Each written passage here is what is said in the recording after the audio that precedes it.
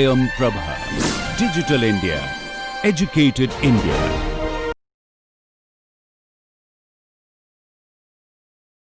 Today we are going to start a new section.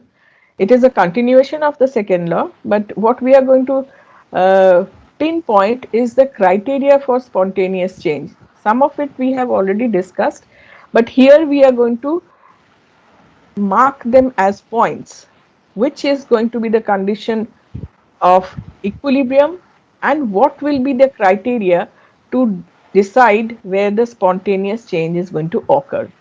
And this will come from the combination of first law and second law. When we have a system, suppose we have a state which is a thermodynamic state in thermal equilibrium with the surrounding. Say at the temperature, I define that temperature at which there is a thermal equilibrium between the system and the surrounding, and I call that temperature at T surrounding. This is the temperature I am going to use throughout. You can label it otherwise, but I have used this T surround, the temperature at which the system and the surrounding are at thermal equilibrium. If there is a small amount of uh, heat transfer, say the heat transfer is Q between the system and the surrounding, then according to the Clausius equation for spontaneous change, we have already done this. The Clausius equation states that if I have a term entropy, delta S will be greater than dq by T, and this T which at which the temperature and surrounding the heat transfer is taking place, I call that as T surrounding. So I can rewrite this in terms of this is being greater than this, so this minus this will be greater than 0, or I can write down, multiply both the sides with T surrounding, and I can say T surrounding delta S minus dq will be greater than 0. Now from the second law, what do we have? We from the second law, this is the expression of second law, how the internal energy is equal to the total energy transfer plus the total work done. So if I want to find out what is the work, what is the amount of heat transferred, I can find out from that. And as we have defined W as minus P external dV, we put that, plug in that value into this equation. What do I get? I replace this, I replace the Q from the value of Q I get from the first law. From first law, what is going to be Q? Q is going to be U minus W, and minus W is equal to minus P external dV. So I have plus P external dV. So this is what I have substituted for Q, and this becomes a combined equation which I get for the criteria to decide on the conditions for spontaneity. So here I have just changed the sign. You just have a look. This was greater than equal to 0. I change the sign all throughout, and if I change the sign, then the sign will also change.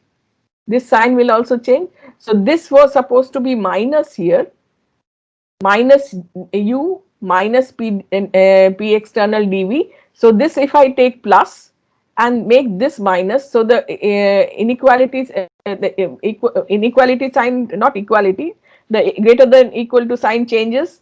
So it becomes uh, this becomes less than equal to 0. This expression was greater than equal to 0. I change sign and make it less than equal to 0. The sign does not matter. It is the convenience for the equation, to how we are going to manage the equation. The convenience is what we are looking into. So now we have got an equation. Now we are going to plug in various conditions and see the where the condition is going to, what will be the condition where we have a equilibrium reached. And if we have reached the equilibrium, that means it is a condition where the changes will stop to occur any further. So far as the equilibrium is not reached, the system will changes in the thermodynamic processes will continue until it reaches the equilibrium. So we would use this general criteria under specific conditions to determine what are the new parameters we are looking into. Okay. Now let us consider the Q transfer of heat between the system and surrounding. What I have this equation as my all in all equation, which is a combination of the first and second law. So I first put the constraints of the system being performed, the process being occurring, or the change of state occurring at constant volume, and let us say it is constant energy. So first criteria we have taken, this is the first criteria I have marked, where I have considered a transfer of Q amount of energy between the system and surrounding in the form of heat, and that is performed, the state of change is performed at constant volume and constant energy. And what do we mean by constant energy? This is what we are going to come. Let us say a isolated system. For what isolated system, what is going to happen? The isolated system, there will be no change in internal energy. The internal energy change will be zero always. I hope you remember that. For isolated system, internal energy change will always be equal to zero. And if internal energy is zero, and if I say I have kept the system such that the volume is constant, when I have a isolated system, I can put the criteria. If isolated system is can be identified as a R universe, the volume is so enormous that I can say, and under conditions the change of volume can be neglected, they are so small. So I can, if I say I have taken an isolated system, and if the isolated system is so huge that the change of volume is minimal or not negligible, so I say the delta V is zero, the internal energy is also changes zero. So if I plug in these two criteria into the mother equation, what you have? This is equal to zero, this is equal to zero. So what happens? T delta S delta T surrounding delta S is going to be less than equal to zero, or what we can say, T delta S is going to be greater than zero. Okay, if I take off this minus sign, or otherwise if I multiply T on both the sides, I can get the criteria where I have the entropy is going to have a criteria greater than equal to zero. So how do I have achieved this condition for a isolated system? This we have been talking about in number of ways and number of times, repeating it repeatedly in all throughout the entropy classes. I have been telling you that a system will continue to keep changing, or the process will continue to change, continue to occur until you reach the equilibrium for an isolated system. And when the process is occurring, the system is always going to have entropy increase, keep on increasing. The entropy will keep on increasing until we reach the equilibrium where the entropy will have its maximum value. Am I clear? So from this criteria is what we have got, whatever we have been saying previously, that we have got from the mother equation of combination of the first law and second law, which states the entropy of a isolated system for which the energy is held constant, there is no change in energy, and the volume is also held constant, will keep continue to increase as long as the process is continuing. It will stop to increase and reach its maximum value when you have reached the equilibrium. Am I clear? So the maximum, therefore the maximum entropy is achieved, and no spontaneous change will occur any further. That's the criteria when you have reached the equilibrium. Now I have taken this condition where I have taken volume to be constant and constant energy. Let us say the other process. Let us take another consideration. Let us consider a process under constant entropy and constant volume. I have taken constant volume is the first criteria. I will take up the constant pressure, another criteria. So first let us consider the energy terms and the constant volume. First constant volume and constant internal energy we have talked about. Now let us talk about having the process carried out, any process carried out at constant entropy and constant volume. Okay, so if I plug in this situation of no change in entropy, and no change in volume. So this becomes equal to 0, this becomes equal to 0. What happens? You have a condition where at constant entropy and constant volume of the system, the equilibrium is going to be reached when you have only u, okay, u as the minimum. So what we are talking about a condition where the all processes which are going to occur is going to be keep occurring until you reach the condition of equilibrium, and that equilibrium is going to reach when you have generated the minimum energy of the system. That you already know. A system is always going changing state and coming towards a condition where it is going to have its minimum energy. As long as the system is at high energy, the system is not stable. So to come down to a new equilibrium and a stable state, what you always require is minimization of the energy term. So if I have a system where the entropy is not changing and the volume is held constant, the process will continue to occur as until this condition is reached where you have the energy of the internal energy of the system minimized, or having a minimum value, and that is the new equilibrium you achieve. Now let us consider the same equation. I put the pressure criteria. We have a transfer of heat between system and surrounding. Yes. And the before one, there is no change in the phase, right? Right. Which one? Uh, when the energy is to attain the equilibrium before slide, ma'am. Before slide. Yes. In this, the equilibrium will achieve when the energy is minimized. Condition is there is no change in phase, right, ma'am? We are not talking about phase change here at all until phase change is maintained. Whenever there is a phase change, we mention that we are talking about until we a temperature a phase change process. We are not considering phase change here. Okay. We can mention that there is a phase change, but we are not talking about phase change right now. So the condition is, if I have a system and a thermal reservoir, I have a condition where the energy is going to be minimized to reach the equilibrium state. Now I consider the pressure. Let us consider the pressure being held constant and energy term being constant. So what is the condition when I have the system when the pressure is held constant at P external, and energy term I'm talking in terms of the entropy being constant. So if the entropy is constant and the P external, the pressure is equal to the P external, then what do I have? Plug in into the equation. The entropy change is 0. So this is going to go.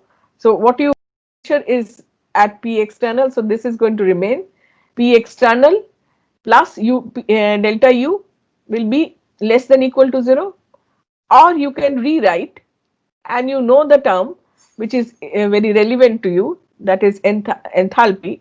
So you take the enthalpy term. Enthalpy term is U plus PV as by definition. So you can see this, if I rearrange, this part becomes nothing but the change in enthalpy. So what I have put the criteria, when the criteria for spontaneity is such that when the entropy is not changing, when the entropy is held constant and the pressure is equal to the P external constant value, then the minimization of the enthalpy is what the energy term we are talking about. So the system will proceed towards the condition where we will have the minimum energy possible in the enthalpy change for the process.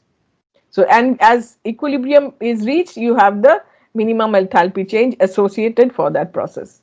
So whatever criteria which is being given to you is the condition for minimum enthalpy for the change of whatever one state to another. Okay, we have not considered about phase change or mentioned about specifically about phase change here. We are saying any change of state.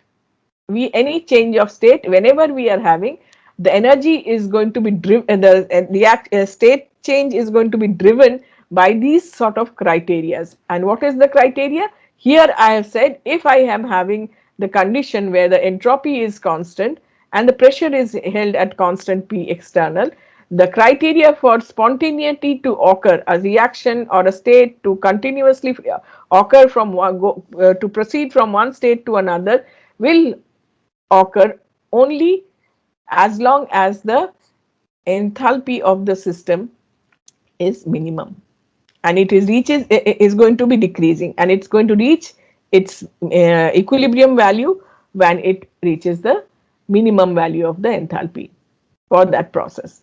So now let us consider another term. Here I put pressure P. I've taken this criteria where pressure I am going to input constant. So pre-pressure constant at P external. Now instead of entropy, I say let the enthalpy be constant. If enthalpy is constant, what is enthalpy defined as? Delta U plus PdV is equal to delta H, that is held constant. Then what do you have? Then you have left with only the entropy term. Minus entropy is less than equal to 0, or I can say the entropy, change in entropy is going to be greater than 0, because if I take off the minus sign. So the criteria for spontaneous change to occur, continue to occur, is going to be such that the entropy of this particular system, where the enthalpy and the pressure is held constant, is going to be increasing of entropy. So I had talked about volume previously. Now I'm talking in terms of pressure. So for any process where there is a enthalpy is held constant and pressure is some value P external, the system is going to be approaching towards maximization of the entropy of the system, and it is going to be reaching its maximum value when you reach the equilibrium. So this is another condition we can now think of. Now let us begin considering cases that are experimentally more controllable. What are the experimentally more controllable? Temperature and pressure, volume and pressure, or and temperature, whatever it can be. So let us consider the process at constant temperature, T equal to T surrounding, and constant volume. Okay, constant temperature and constant volume. What do you have? What do you have at constant temperature and constant volume? Let us have you got this equation? Sorry.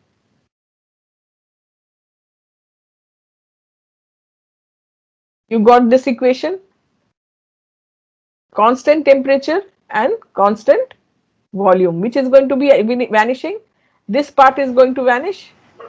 So U minus T delta S. Okay. This is the equation we are going to have.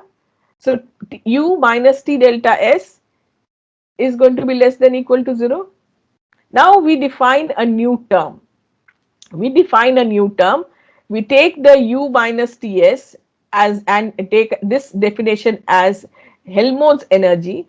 So from this I have the Helmholtz energy, where I have taken T minus U minus T delta S as by definition defining as the Helmholtz energy.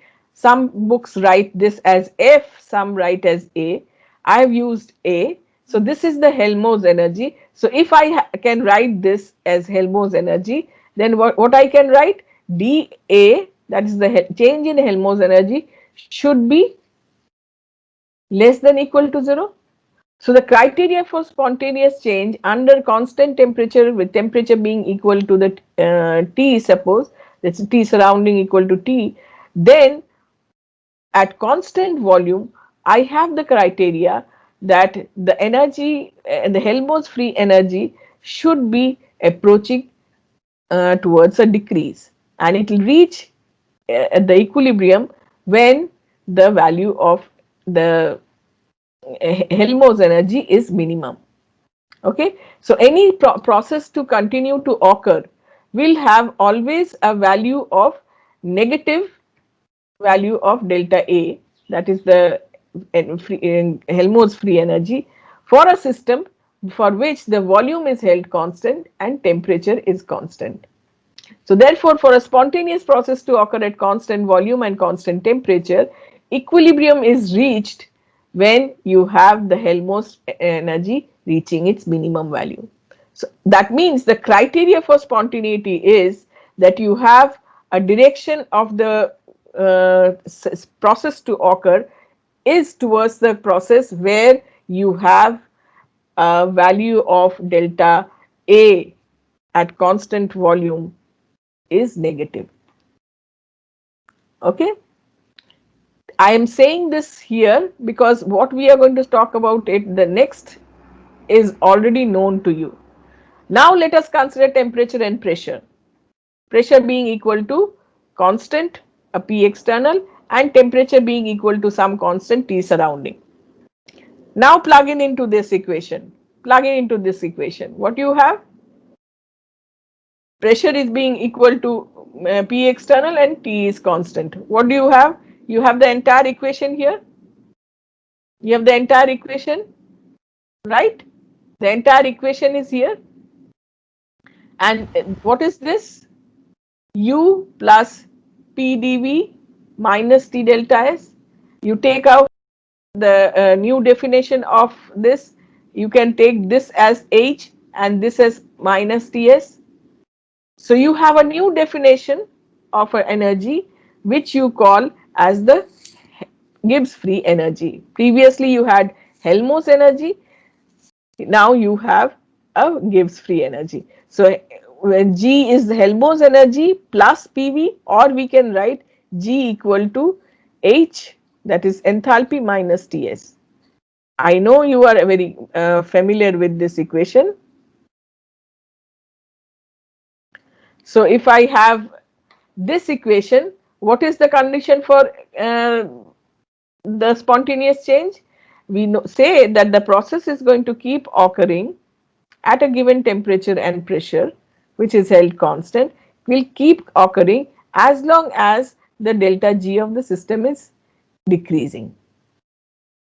And we say the process is spontaneous when delta G is negative. And when it reaches the equilibrium, what will happen? Delta G will reach its minimum value. And what is going to be the minimum value? That is usually 0 for this or for this any energy term. 0 is going to be the minimum value it can reach, because you cannot have negative energy. So the minimum energy which we are always going, the system is always going towards a condition where the energy is minimized, and at equilibrium that should have its minimum value. And what is the minimum value? 0. So equilibrium, when we say the system has reached equilibrium, it means that the enthalpy change, the Gibbs free energy change, the Helmholtz free energy change, even the enthalpy change is equal to 0, because that's the criteria for minimization. You cannot go beyond 0. Whatever sign you have is only the sign of whether it is exothermic or endothermic. Sign does not mean that the magnitude is 0, right? So we can summarize this as a system where if you have an isolated system, what is the equilibrium state reached at? The equilibrium state is reached when you have two criteria which is taken into account, entropy and volume. And what was the thermodynamic potential which was being minimized? The minimization was always the energy. What was the energy system when we had an isolated system? It was the internal energy which was getting, the thermodynamic potential which was getting minimized for isolated system was the internal energy. And what are the thermodynamic states you have? You have a system where you are dealing with entropy and volume, and the equilibrium condition is the temperature of the system and the surrounding becomes equal. Okay, we are talking about the heat transfer in the form of Q between the system and surrounding, and the transfer of heat is occurring at the transfer temperature T surrounding. So T, if the surrounding temperature is equal to the temperature of the system, you have reached the equilibrium condition. Similarly, if I have another term of energy minimization, you see the potential, thermodynamic potentials are the term which we are dealing with, which is requires to be minimized for a process to go carry on spontaneously. And what are these? Enthalpy, internal energy, Gibbs free energy, and the Helmholtz free energy and the Gibbs free energy. And what are the parameters on which the internal energy is going to depend on? That will depend, give you the criteria for conditions for equilibrium. Here what you require, a pressure equilibrium is required. So in first one I said isolated system, the volume is huge, there is no change in volume change is negligible, so we can identify with that. So now you see the new fundamental function of U we have now defined as S and V instead of V and T, which we used to take previously. U we have always taken as a function of temperature and volume. And now we are introducing another term. Instead of temperature, I am using entropy. So the new variable on which the thermodynamic potential is going to depend on is now defined as entropy and volume. Now consider a system where the pressure is held constant. And if a pressure is held constant, for a system to be held in constant pressure, your reservoir system in which you are doing the observation is going to be a system plus a thermostat where the pressure equalization thing is there. Barostat means you are measuring, keeping the barometer is the one which is going to measure the pressure. Barostat means the temperature, pressure of the system is maintained constant. Okay, so in this criteria, what you have, if pressure has to be remained constant, then the pressure of the system and surrounding should be equal. And what will be the thermodynamic potential that should be minimized? That should be enthalpy. And you see, enthalpy previously we had taken was a function of temperature and pressure. Now we are taking it as entropy and pressure. Similarly, when you have a condition where the energy of the system and the surrounding are equal, then what you have a thermostat, means the temperature of the system and surrounding becoming equal and at the equilibrium. And what is the parameter on which the system is thermodynamic potential which is going to be minimized? That is going to be Helmholtz energy. And what are the parameters you are controlling? Volume and temperature.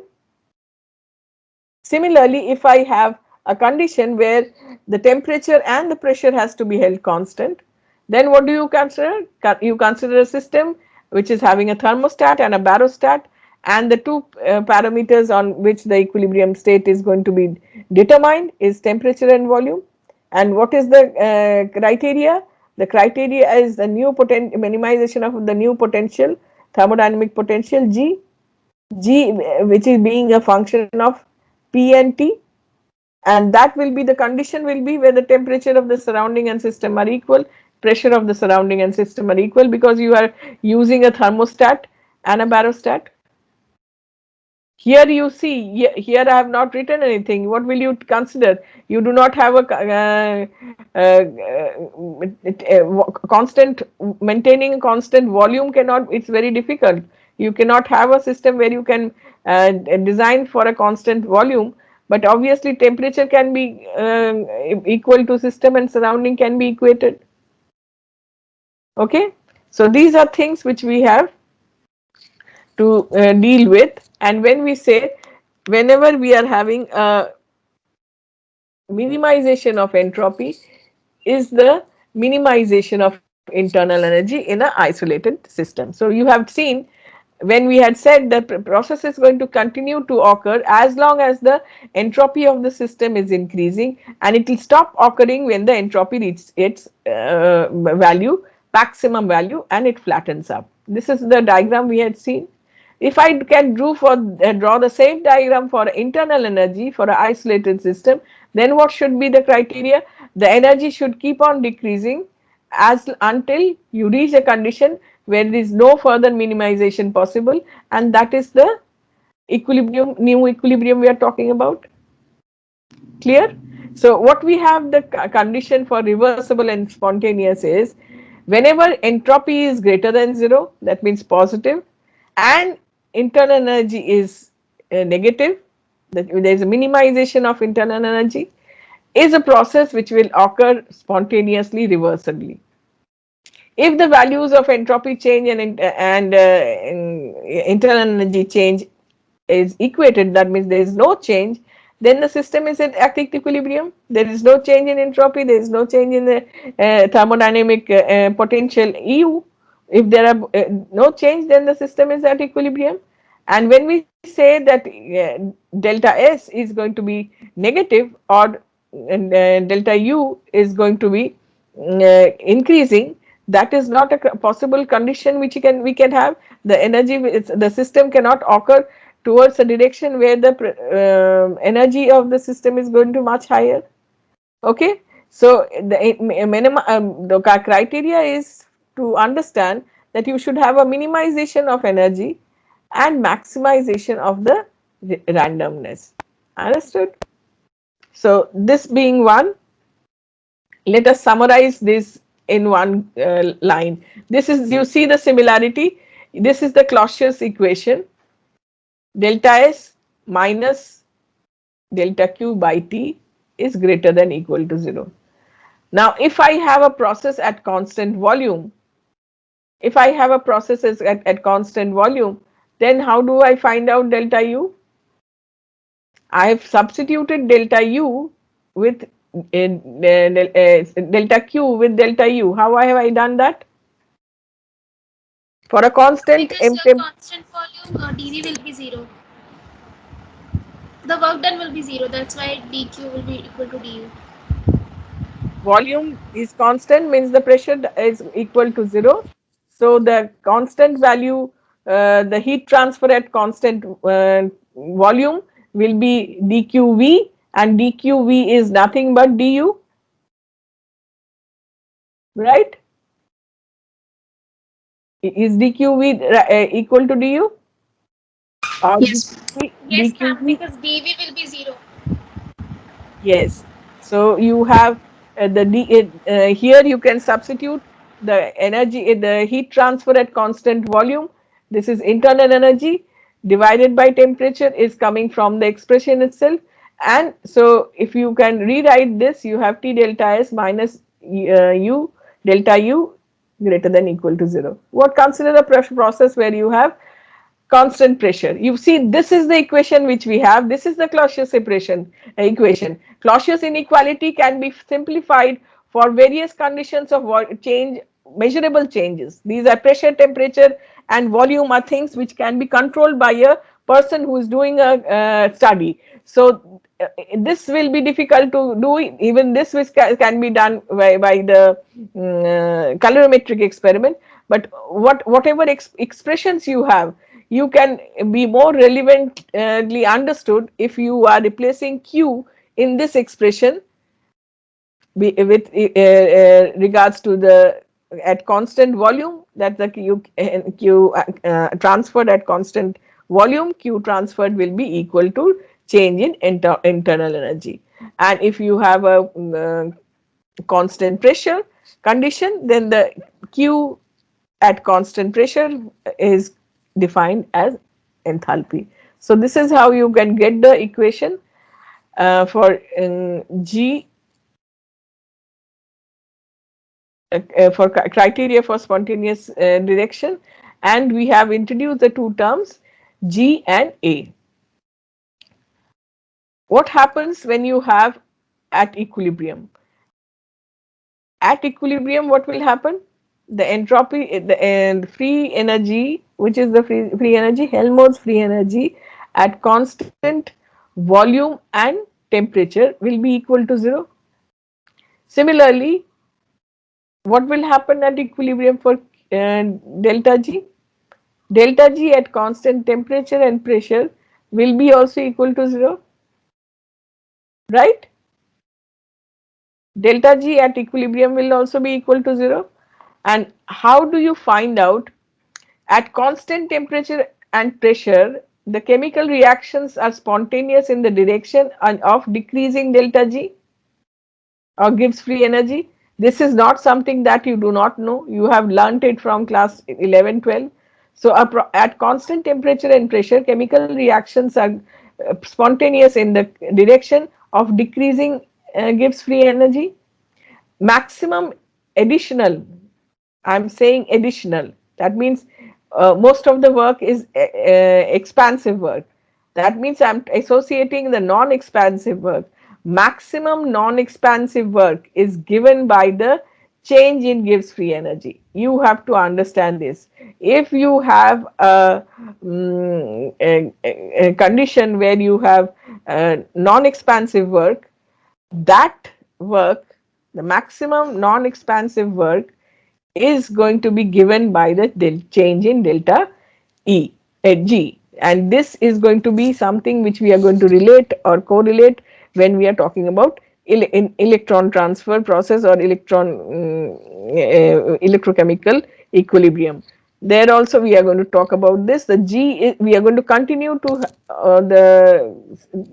the work will continue to be done, or expansion will be continuing to get the maximum work when the for a given change the delta G is uh, sorry, the if for any process which for which the you have non-expansive work, the maximum non-expansive work will be measure of the delta G. Okay, so let us see how that is going to be, and how do you can calculate the standard Gibbs energy. Standard Gibbs energy is calculated from the terms which is obtained from its elemental state. Okay, the Gibbs standard Gibbs energy is of formation can be introduced, like this is the formation. It is the formation from its elemental state at given temperature and pressure. So you have the here we have the formation in terms of a reaction which can be written. The delta G for a reaction is equal to the delta H of that reaction minus T delta S for that reaction. So when we are using this equation, you have to keep in mind that we have to find out the delta G formation from the elemental state of that particular species. So this being done, I'm going to just take up the summary of this. So you see, in a closed system where there is no any other additional work other than the PV work, only PV work is there, non-PV work is not there, then we have taken down the minimization terms and maximization terms towards which the process is going to proceed.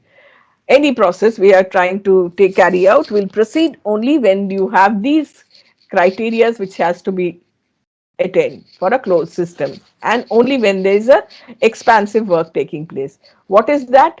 The energy terms. You see, this is one energy term, this is one energy term, this is one energy term, this is one energy term. Energy terms, according to the criteria of their definition, should be minimized, right? And this energy change is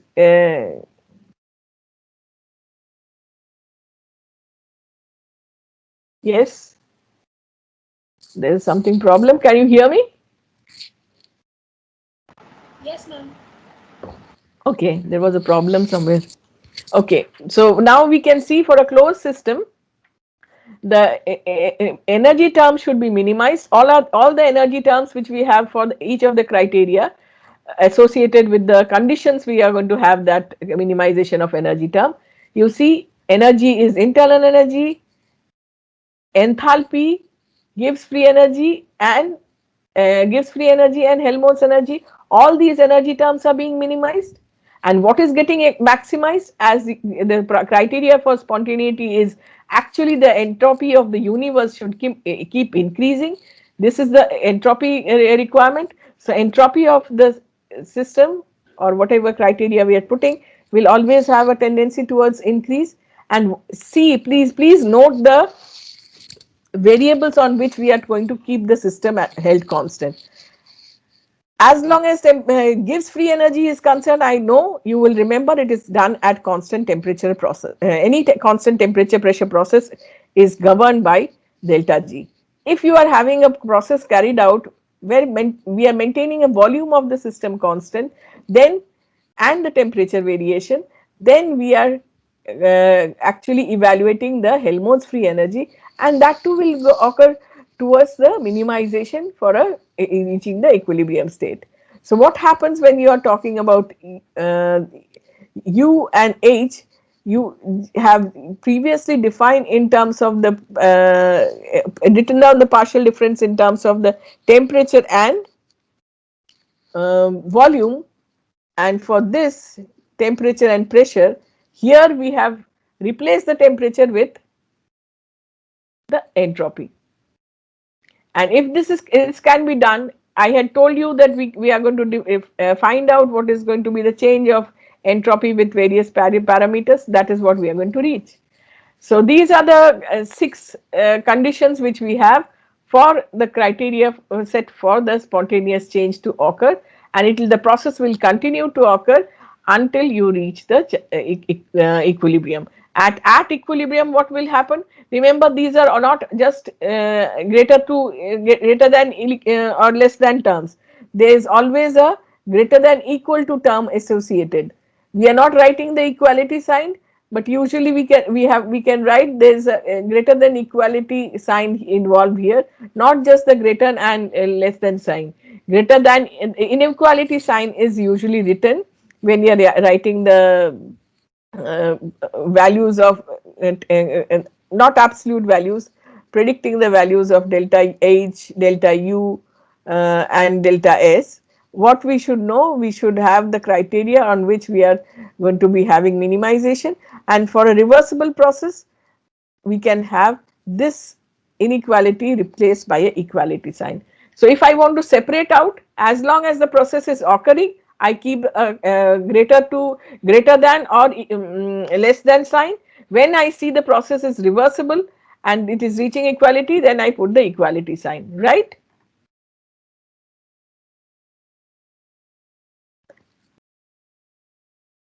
Okay, I will take this up and then move to another thing. This is, I'm not talking about this. These are the summary of the conditions which we have just now developed. Now let us see delta G.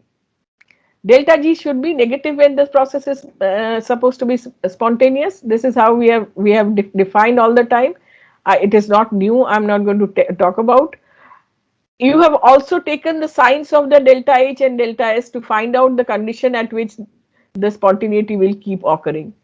What happens when these are both are positive? It will be spontaneous at all temperature. Now, temperature is a term which is important when we are talking about entropy. Now, what happens if I have this as positive, this as negative? This is positive and this is negative. Then this becomes positive, this becomes positive, then the whole thing becomes positive, then it becomes greater than 0. So, the spontaneity will not be there because delta G becomes greater than 0. So, if I have a condition where this is negative and this is negative, delta S is standard entropy change is negative. When will that occur? Only when at a temperature where you can have T delta S, delta H by delta S greater than that temperature. Okay. So these are things which you already know. I don't want to discuss that. Let us come to a term which is more relevant. I just now had said the maximum additional non-expansive work is given by the change in Gibbs energy. That means any form of work which is not the expansive type, which is not using expansion process or contraction, compression process, that sort of work if we are considering, then the Gibbs energy is the measure of that sort of work, and the maximum value of that sort of work is given by the Gibbs energy for a reversible process. That is what we are going to show here. Let us consider isothermal reversible process. Isothermal reversible process. We are going to always talk about a reversible condition to find out, equate the maximum non-PV work equal to delta G. So we have this expression of the delta G equal to delta H minus T delta S. So if we put in the substitute value of delta H here, what is delta H? Delta U plus PDV, right? And what is delta U? Delta U is nothing but the change in transfer of energy in the form of heat, that is delta Q, plus W, right? Plus W. And if I am carrying out reversibly, I can subscript these as, so that you can remember that what we are talking about is a reversible process. I substitute this as reversible. So what am I substituting? I am still substituting U. Here I had substituted for H, here I am substituting for U. And this remains as it is. Now look at this.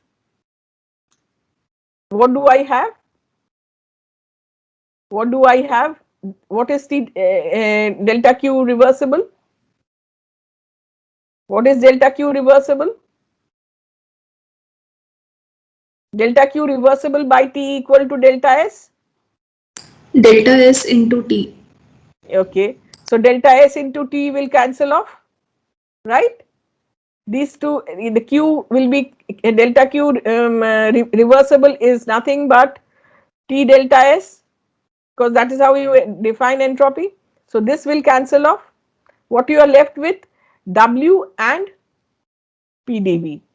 I am saying if I consider only non-PV work, there is a work contributing for no volume change. So this becomes 0. So the non-PV work for a reversible process is going to be measure of what? Delta G. Understood? So for a given temperature pressure condition, delta G is the measure of the maximum non-PV work. And what is the delta A correspond to? These are two energy terms which is associated with all the reactions which we are performing. So all the chemical reactions have to be having a delta G or delta A. That's the Helmholtz energy to be negative and delta G to be negative, to be carried out spontaneously. Why delta G is more relevant? Because we always do the experiments under constant pressure. It is difficult to control the volume, to maintain it at constant volume conditions. So delta G is more relevant for a chemical reaction than the delta A. This is Helmholtz energy, but the criteria is the same. And why? What should be the criteria for the delta A is being a measure of? Delta A for a reversible isothermal process should be giving you the measure of the maximum PV work.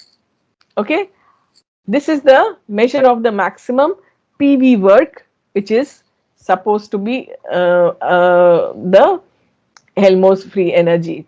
If you look at the spontaneous process, you plug it in, you plug the various conditions, you come to this point, combining the two equations.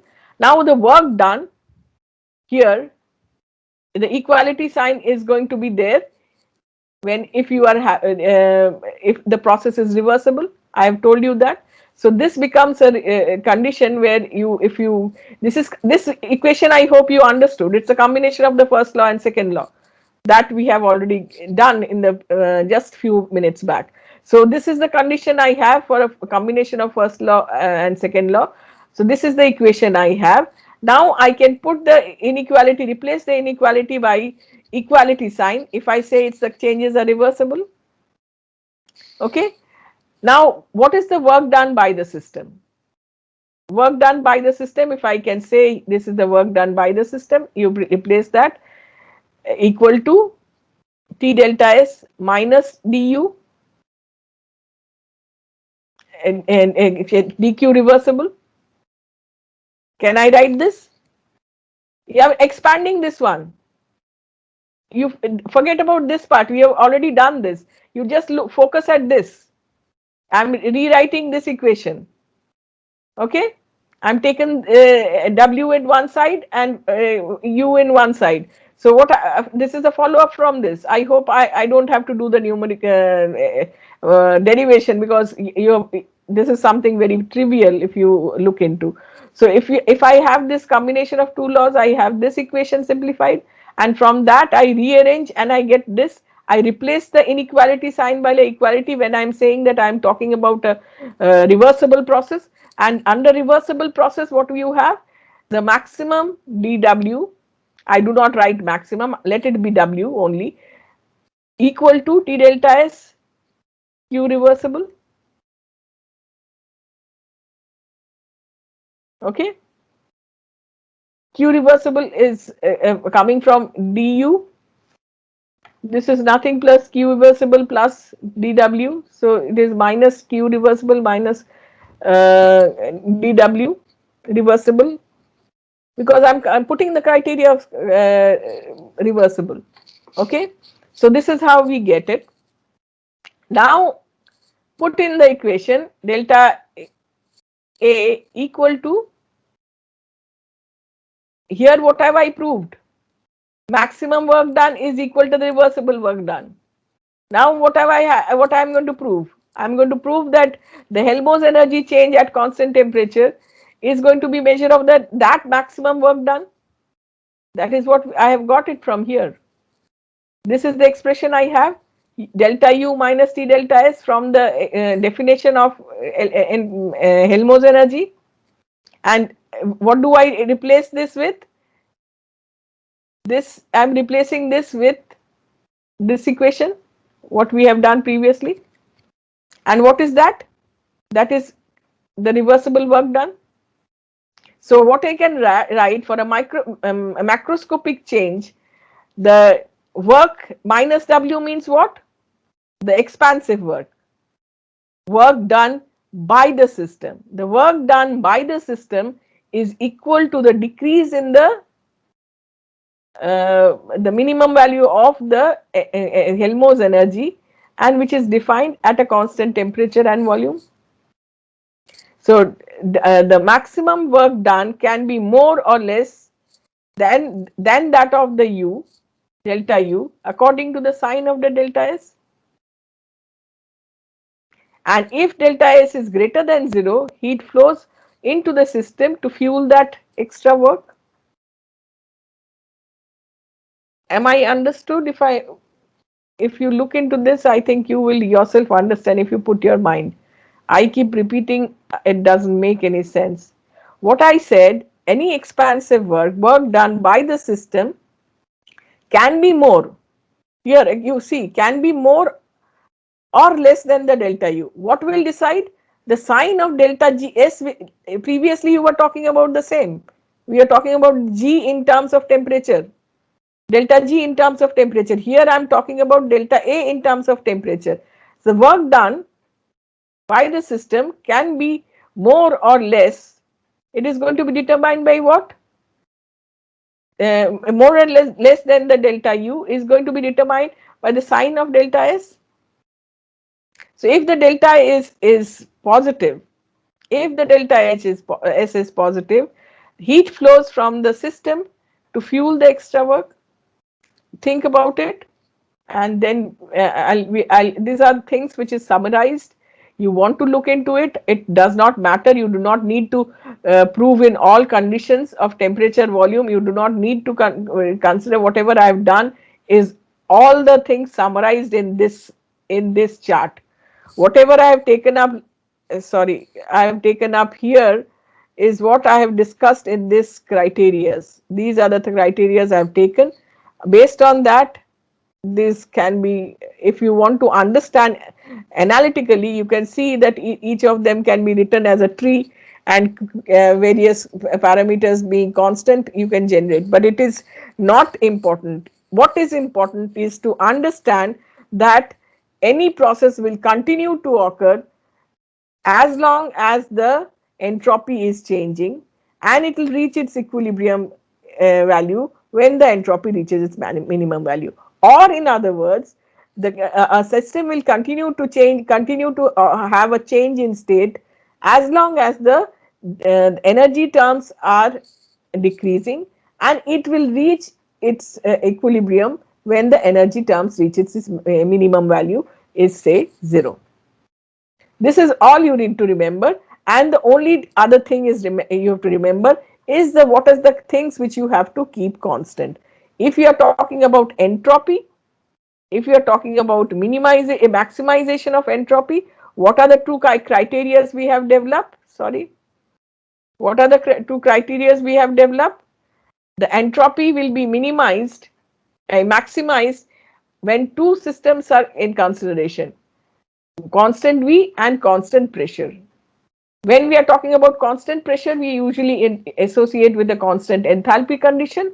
When we talk about constant V, we associate with the constant internal energy being constant parameter. So this, if it's not very difficult to remember this. This you will can remember because this you know by heart. Delta G is pressure temperature being constant, is it should be always minimized or should decrease for a process to occur. And similarly, if I change the pressure with temperature volume, then the criteria is given by the minimization of Helmholtz free energy for the process to occur spontaneously. And these are the two terms, which is energy and enthalpy, which are important because this is what we are going to be always looking into when we are talking in terms of the thermodynamics of the system. The energy term, if it is internal energy, the parameters which you are supposed to be looking, previously you had taken temperature and volume, now you are going to, from the time you introduce entropy, then and you want to put in a criteria for spontaneous direction to occur, it will be the delta S, delta U being minimized when S and V being constant, and H now being a function of, instead of pressure and temperature, becomes a function of entropy and pressure. That should be held constant, then the enthalpy of the system should minimize.